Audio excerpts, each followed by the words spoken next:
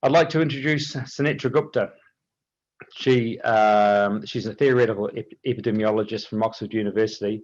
She spoke at our first symposium back in August last year, which turned out to be the most popular clip on our YouTube channel. Tens of thousands of people have watched that clip, and from there on, Sunetra has kept speaking and talking about what she sees and keep doing her analysis. Very grateful that she can join us again today. Sunetra, are you there with us? I am indeed, yes. Pleasure to be here. Thank you very much.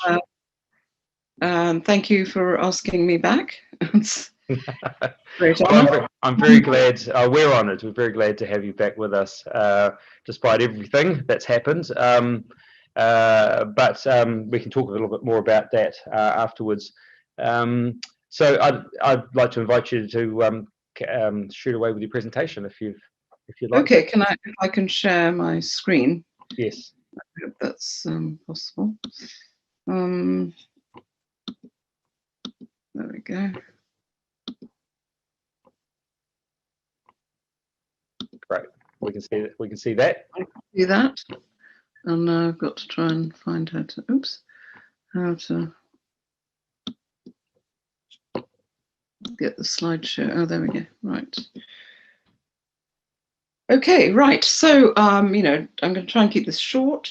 I used to have this as my final slide, but now I've started to give talks with this as my first slide, which is just to say the starting point really for all of us in thinking about how to cope with this situation is that we cannot afford lockdowns. So that's true in many parts of the world, and I believe is also true in the UK. Lockdowns are a luxury that only the affluent within an affluent country can actually afford. As my colleague Martin Kulldorff recently put it, lockdowns are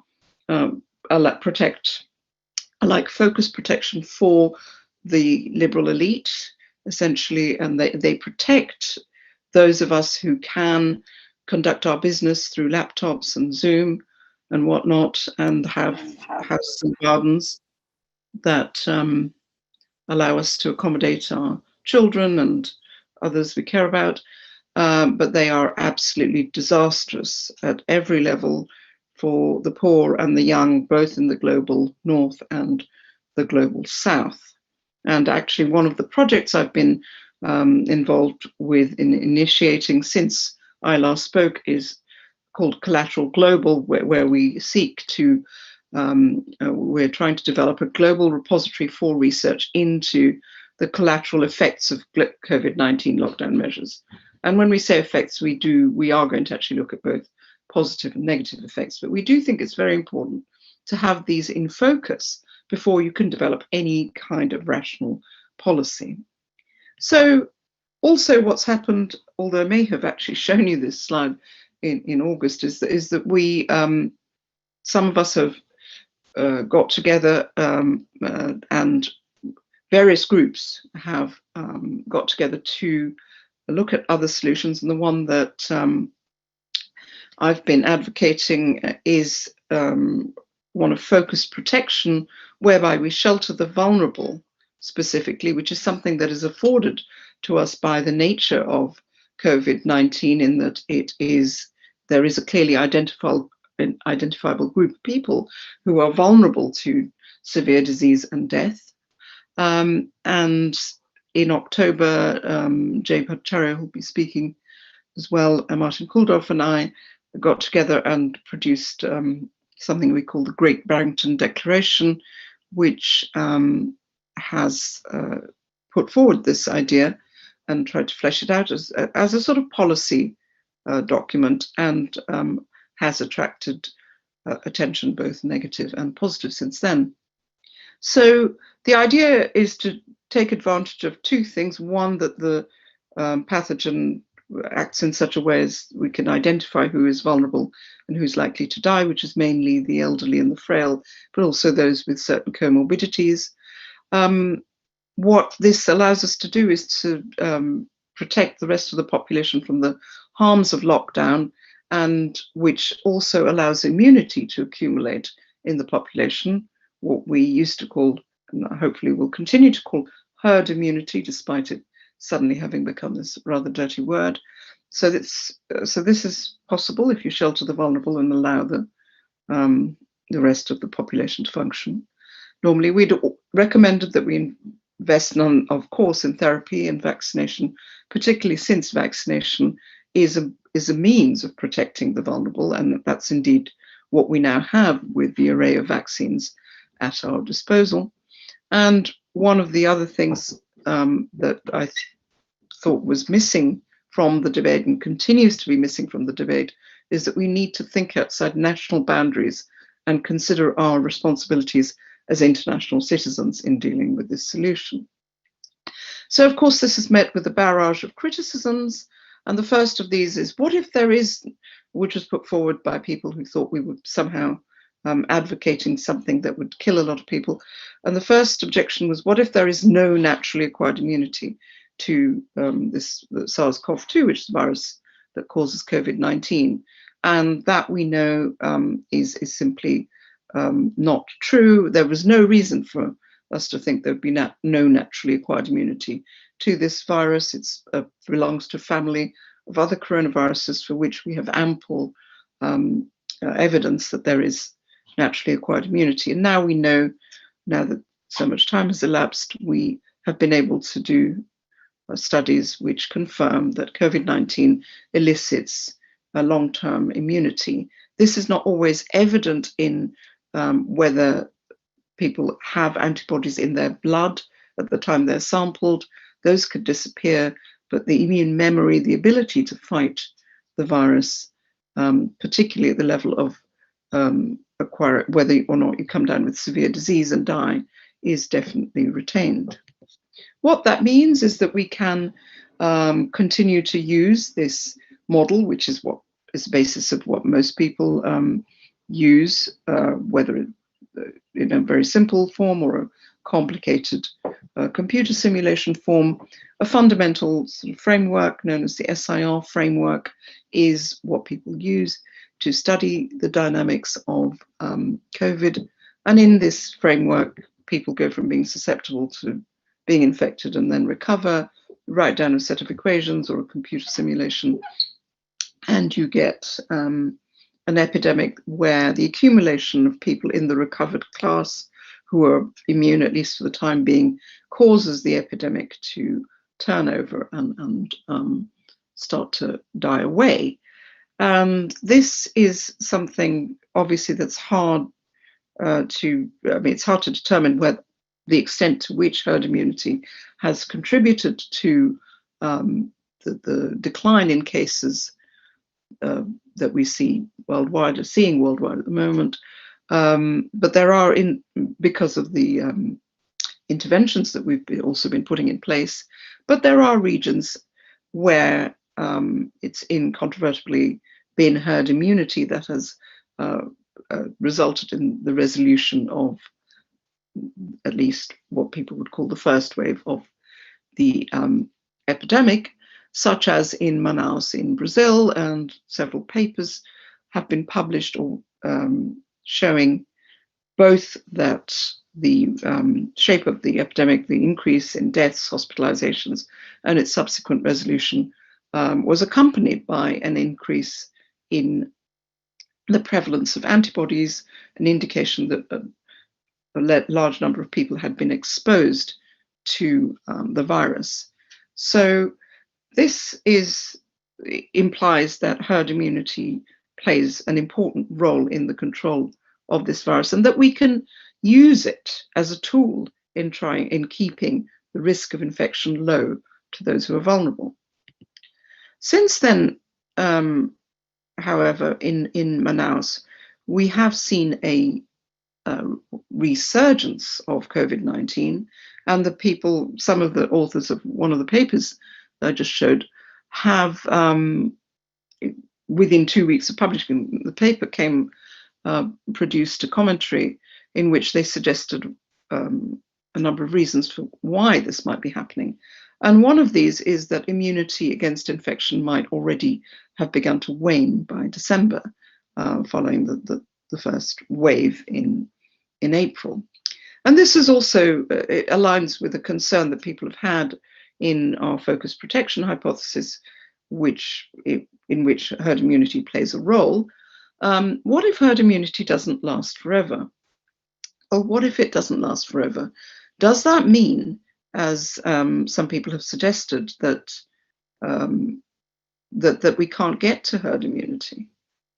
There are very good reasons to believe that it might not last forever, because seasonal coronaviruses, other circulating coronaviruses, do not give you lifelong immunity in the way, for example, measles does. The pattern there is that these coronaviruses exist at a sort of endemic equilibrium, where people keep getting reinfected, but reinfections carry with them very little risk of severe disease and death, which is why we don't normally worry about coronaviruses. So if that's true of this coronavirus, how then can we think about herd immunity? Well, the truth is that whether immunity lasts forever or not does not actually impact upon the buildup of and maintenance of herd immunity. So you can have an SIR model in which people remain immune forever, or you can have what we call an SIRS model, which is probably the better metaphor for coronaviruses, and in where people go from being recovered, they lose their immunity and become susceptible again. And in both cases, if you do the mathematics, you'll find that herd immunity is reached at a point where the proportion immune in the population is at a particular threshold that's determined by the fundamental transmission characteristics of the virus itself, which is reflected in this quantity R0. And this is the same, that level at which everything settles, what we would call an endemic equilibrium. The level of immunity in the population is the same for both the SI and the SIRS. In other words, the rate of loss of immunity does not influence the establishment or maintenance of herd immunity, in contrast to many statements that were made, and the one that I'm showing you here is from an article in Nature,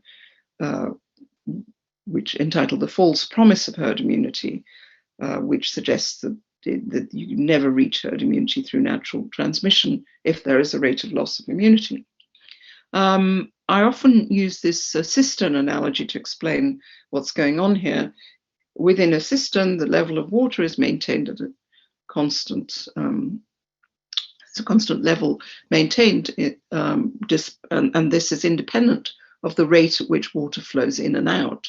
So measles would be a system in which water is flowing out very slowly, trickling out slowly as people die, and then you get new infections from newborns or people born into the population filling up the cistern. Coronavirus, a little different. You get the water flowing out quickly, people being reinfected and coming in to the,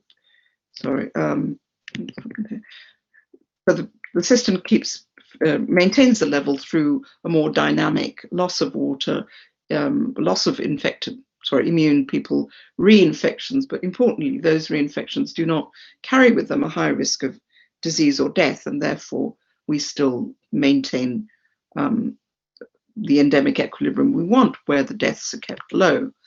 The other thing that we know now is that previous exposure to other coronaviruses does give you some level of protection particularly against disease from the new virus. And so, in fact, the cistern, going by the cistern analogy, we didn't actually start with an empty cistern with coronavirus.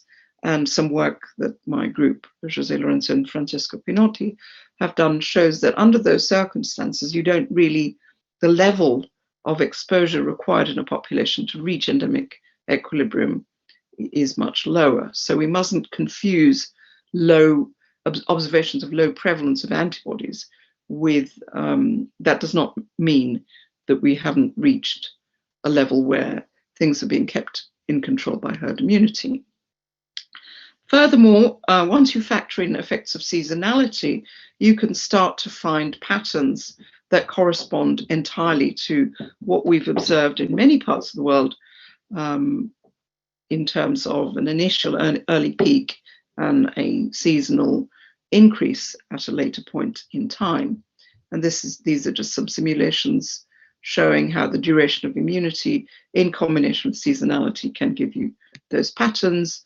A paper published in Science a few months ago also reveals, shows the same sort of dynamic occurring. This is from Brian Grenfell's group.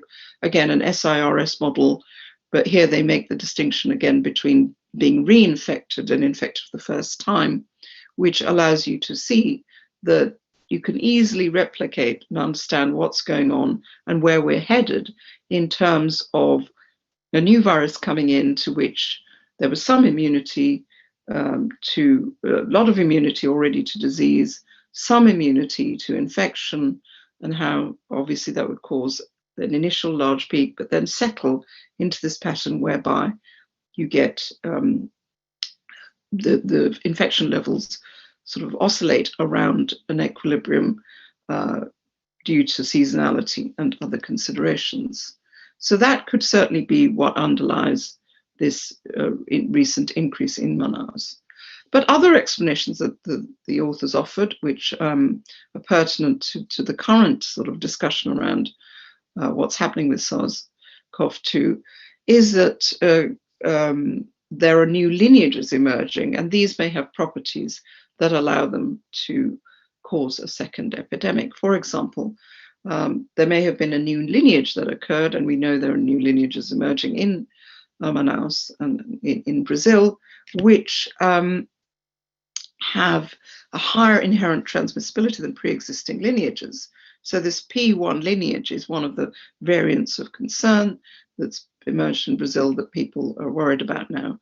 The real question is, and there are several others, but that's why the UK has closed its borders, obliging people to stay in quarantine, and apparently you can go to prison now for 10 years for lying about having gone to Portugal en route.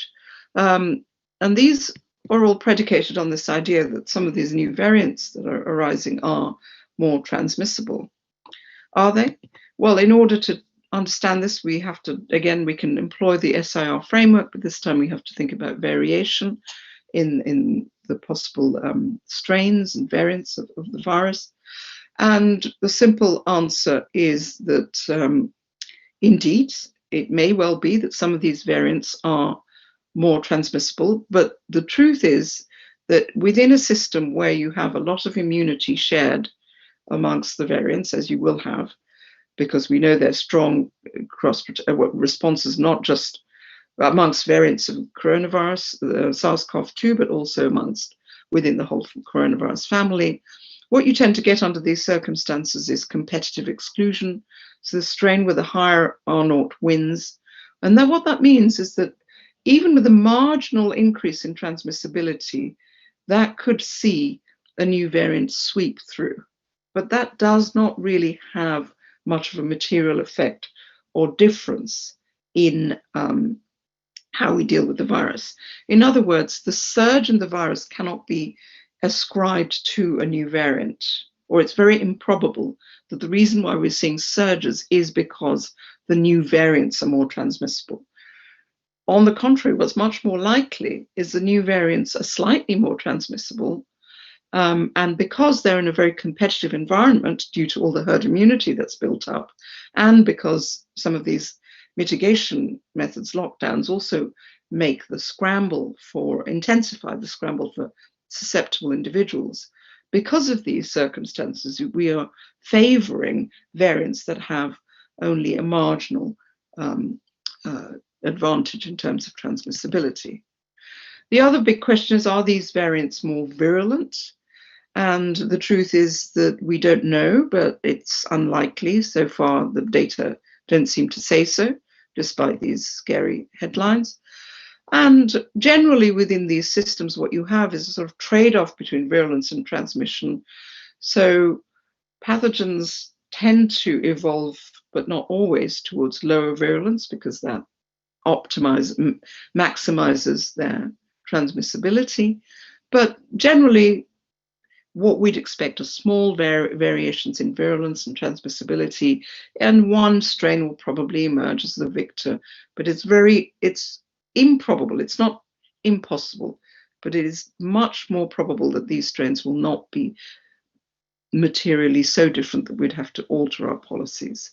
In any case, the focus protection strategy kind of circumvents all these uncertainties by putting forward a proposal which allows us to protect people and save them from severe disease, or give them protection from severe disease and death, even if there were to be such unlikely changes in the pathogen.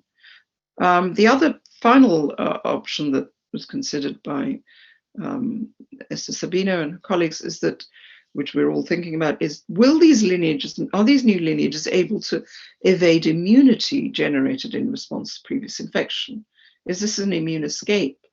Now that is worrying, of course, because at the moment, what we have, the best way of delivering focused protection is through vaccines. And so this is a question that needs to be answered, and people are trying to answer it. And it's clear and not surprising at all that some of these mutations, because they do happen to be in the very targets of immunity that actually are important for the virus to gain entry into cells, that some of these mutations are preventing the neutralization of the virus. But there are a wealth of other targets on the virus, on the surface of the spike protein, and certainly natural infection gives you a whole array of other responses. So it's unlikely to alter protection, at least against severe disease and death. It may compromise protection against infection, but it's not likely to alter protection against severe disease and death. So now we are back to this solution. We can refine it.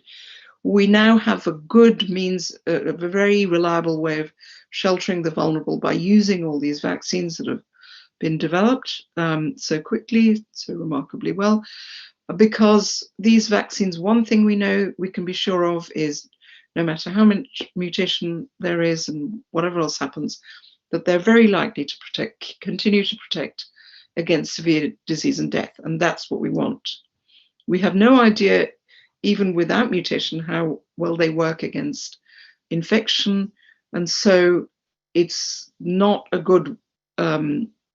it's not sensible to think of these vaccines as giving us herd immunity against transmission in the way that measles vaccines can do. So I think we're going to have to rely on naturally acquired herd immunity in combination with vaccine-induced protection, focused protection of the vulnerables, in order to provide a global solution to the problem. And once again, in doing that, we need to, instead of closing borders, try and think outside national boundaries.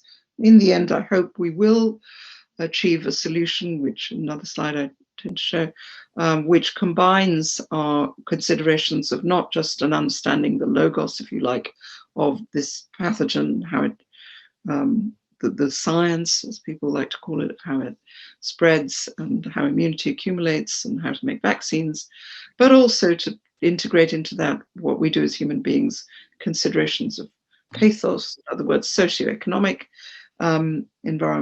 considerations, as well as ethos. How do we want to live our lives? Thank you very much. Thanks, Sunetra. So you've got some time for some questions? Yes. Yeah. Okay. Thank you. I think probably just I'm going to pick up on the last point you made, and it was the one that right at the start, and it is the one that you mentioned in the first presentation, and that's about the national boundaries, because it was something that wasn't being touched on at the time, and really still hasn't. That such one of the effects of COVID-19 and government responses has been nationalisation, with the latest of which we've seen is in the fight over vaccines. How might things have been different one of the things that struck us has been every country seems to talk about its own battle with COVID and focus on their own responses and whether or not they've been successful. It doesn't appear as if we are learning well enough from each other. Would you like to comment on that? Yeah, I think it's astonishing. I mean, I've been astonished right from the start at the lack of international perspective here and a dereliction, as I feel, of our duties as international citizens, which I believe we have. We signed up to all of this partly, some of us due to our principles, some of us because we thought it was how the global market appealed to them, I should say. And so there were all these sort of, from various perspectives, the idea that we were a global economy and, all sorts of issues of internationalism, I thought had moved to a very advanced stage where we couldn't just go back to this sort of tribal kind of situation where we were only going to look after our national interests and gloat over, having achieved something, when it's clearly at the expense of other countries who simply can't afford it and are damaged by the policies that we're adopting to protect our own citizens. So even if it is seen as the only way forward, I don't think it should be something you should be proud of. You should be apologetic about having to protect your own citizens at the expense of the well-being of global citizens. Is that something that your collateral global effort is counting the effects on, say, poorer nations of withdrawal? Absolutely. Yeah. Okay. Yeah, no, that's the big focus of that project. I'm going to ask just a couple of questions about trying to understand what I think you've been taking us through. It appears that what you're saying, what you've summarized, is this endemic equilibrium, that SARS-CoV-2 is nothing out of the ordinary, that all of what we know is herd immunity and the fluctuations of the virus and the new strains, all of that is what we would expect to see under any coronavirus. And none of these new developments, if we call it that, are in themselves unusual or scary. Yes, I mean, I think it is a new phenomenon in that it has entered a population that has not, what we've experienced is its epidemic phase. And so one of the problems that I've encountered, or people seem to, one of the confusions, major sources of confusion, is when people say, well, it's not like flu. Flu only kills, 650,000 people a year. And that's flu in its endemic state. And COVID, of course, has gone through an epidemic phase in which it is likely to have a much higher death toll. Flu in an epidemic phase would kill very many more people. But what we can expect COVID to do is settle to an endemic state. And what the Focused Protection Plan offers is a way of getting to that endemic state without sacrificing or sacrificing isn't even the right word. And in that, we want to reach that state without allowing people to die. So, if possible. And so what it does is offers a way of doing that. So you protect the vulnerable, you shield them over that particular epidemic period. And then when that epidemic period is over, they are no more vulnerable to this particular virus than they are to other coronaviruses. So that's the idea, is we take the risk, pull this risk back right down to the sorts of risks we endure, that we're happy to accept as a society. So that's where we should be. Well, it's inevitable that we will head there, but it's a question of how do we get there. And the vaccine, of course, gives us a very useful route for approaching that. But what the vaccine won't do, I don't think, it doesn't seem to have the ability to do, particularly if there is, in the face of a mutating virus population, is it's not going to give you protection against infection, which would allow us, like measles, to get to a state where of endemic equilibrium without where people were protected against infection through vaccination. But that's not going to happen. All we can do with this vaccine at the moment is protect those who are vulnerable. Ah, okay. Hey, so you mentioned herd immunity, that's become a dirty word or dirty phrase. How did something that seemed such a simple part of epidemiology become demonized? How and why do you think? Well, how, I think, is through confusion. So I think people assumed that herd immunity, well, it became a sort of a stand-in for a policy whereby you would allow the virus to just do its thing, let it rip, as it were. So it became interchangeable with that concept, which it isn't, because after all, I mean, herd immunity is just a phenomenon, whereas a let it rip strategy is a decision on the part of a government or a country or an individual. So that's how it came to present to a certain group of people a policy that was unacceptable to them and carried connotations of not having any interest in the well-being of the elderly and the frail, which is rather unfortunate. And generally speaking, I think the concept of herd immunity is misunderstood, in that people assume that once you reach herd immunity, the disease goes away, and that's not true. What herd immunity as such simply refers to the protection that you gain from other people in your community being immune. And thresholds of herd immunity are ones which, when crossed, make the infection decline. But generally speaking, where we end up is at that threshold, which is an equilibrium state where infections neither grow nor decline, except in some sort of seasonal way, which is just a sort of bobbing up and down around an equilibrium. So these concepts, which are not terribly difficult to take on board, but also very easy to misunderstand, particularly if you have a desire, some sort of political desire to misunderstand them, is what's led to this. And that's what you're really asking, is why?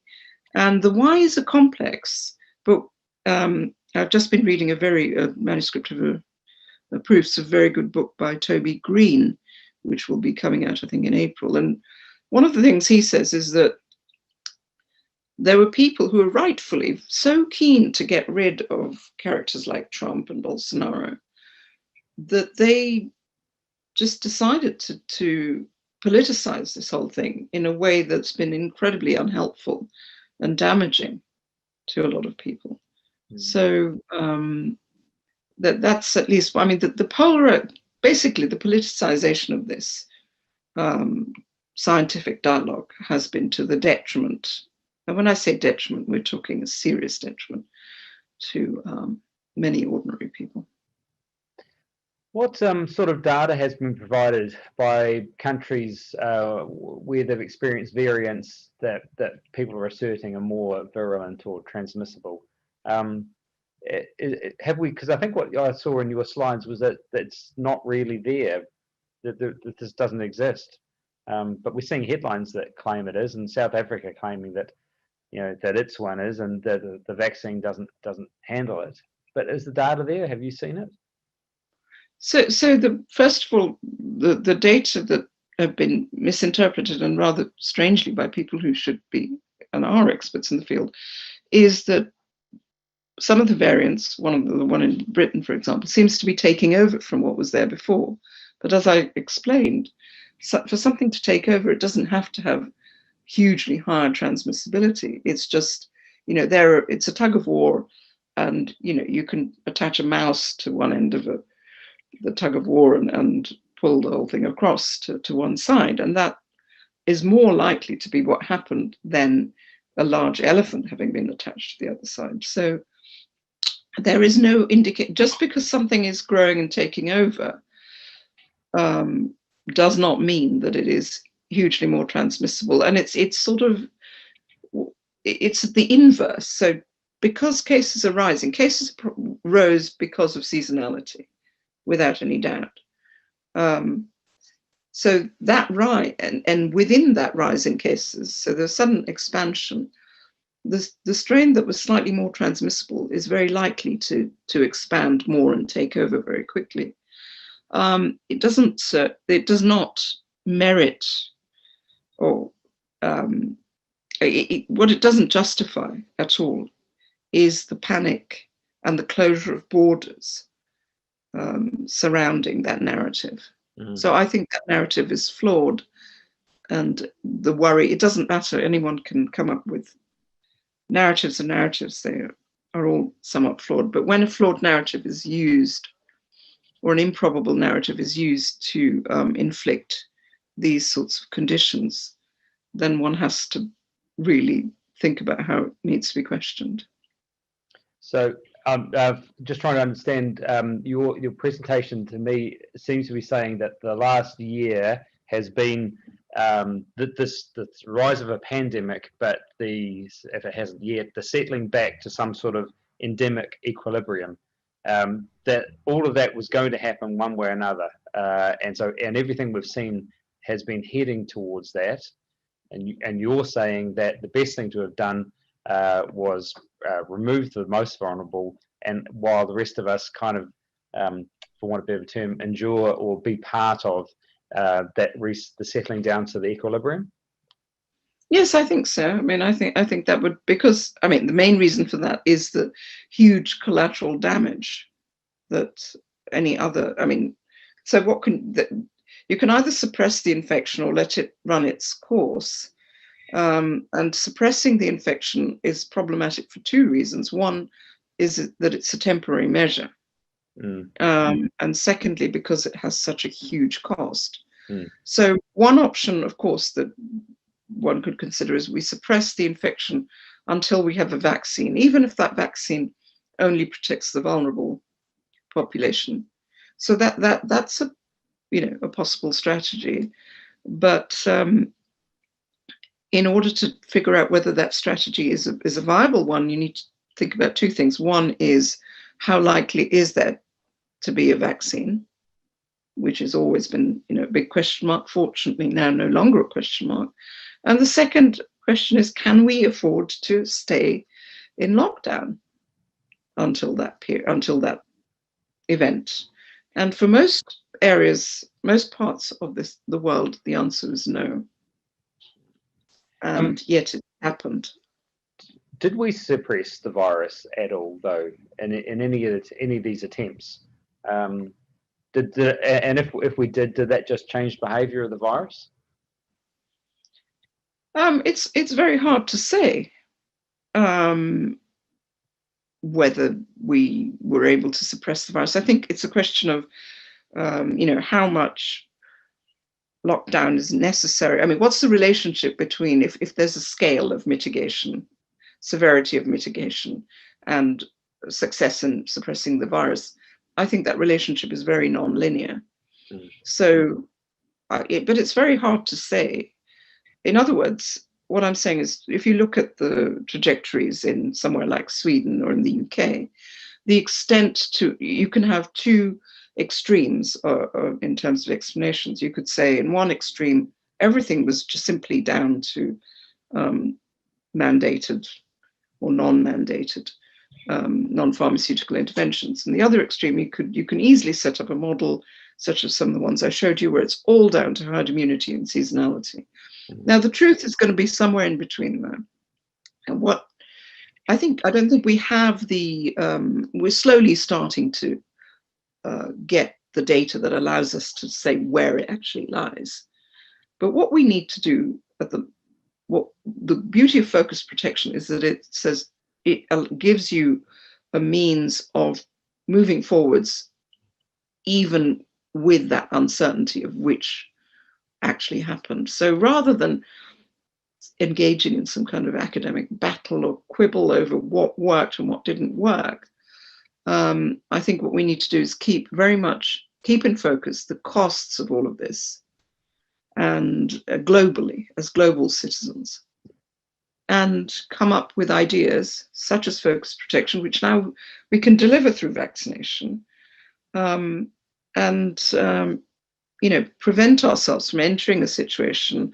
The head of the army in Britain wrote today saying this form of nationalism is going to create major instability, and he's worried that this could lead to, a major war or a set of wars, because that's what nationalism leads to, after all. So, and deprivation and nationalism. Well, we know what happened 100 years ago in the face of that in Germany. So we have to be very careful, and we are seeing all sorts of rules and laws being brought in, and a huge disregard for the suffering that's being caused to children and to the poor.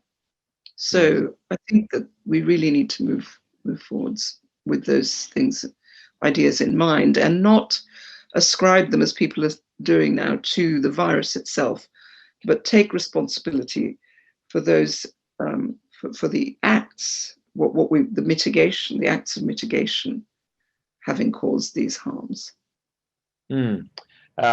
Yes, it's something that certainly troubles me, is that the approach over the past year has been the nationalism of it, but a lot of the way it's been conducted has been very unsettling and changing of the global environment, the global geopolitical situation. But we will be covering that with some of our other speakers.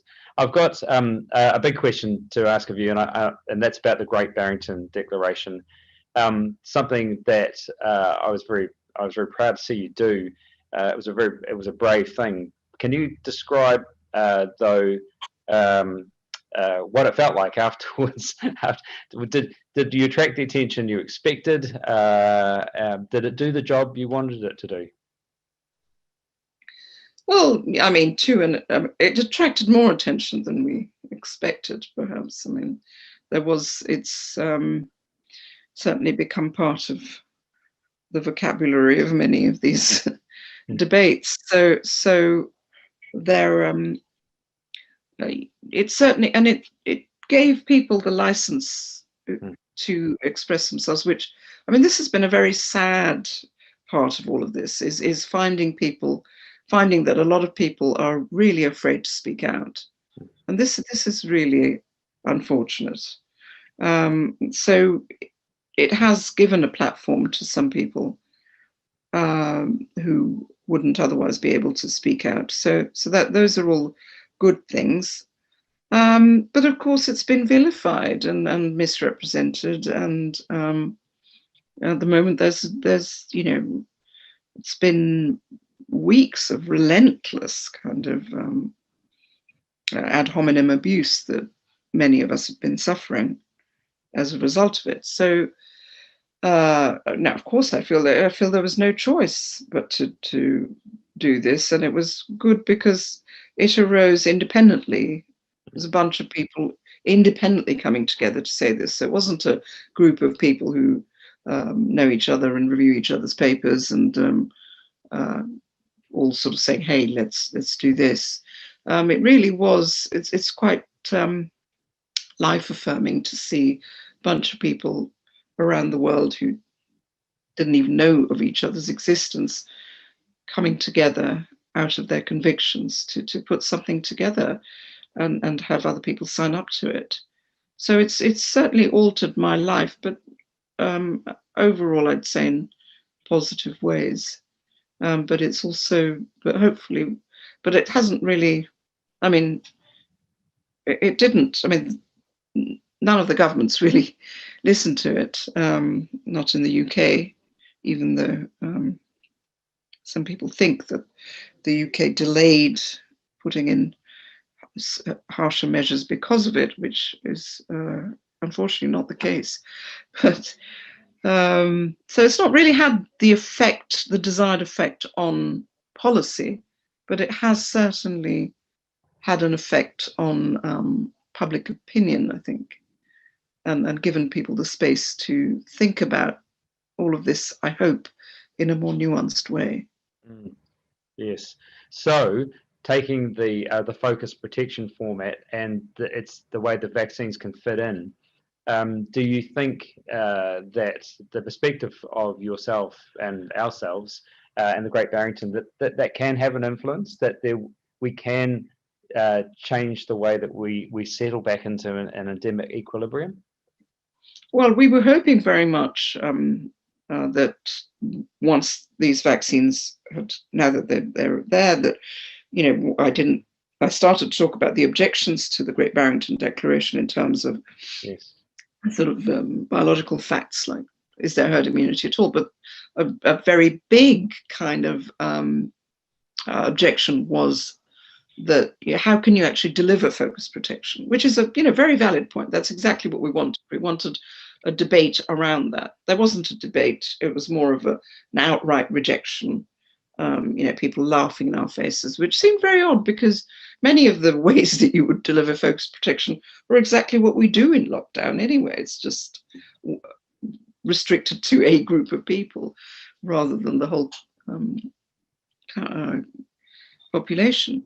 So, but we were hoping that the vaccine would give us a sort of, meeting point where focused protection could be delivered through the vaccine, and that would be the end of that. And those who said, well, we're of the opinion that we should stay locked down until such a point arrives, I'm very happy to say, yeah, maybe you're right. I don't mind. What I really want now is for the children here to go back to school, and for the damage that's already been done to people's lives to be limited.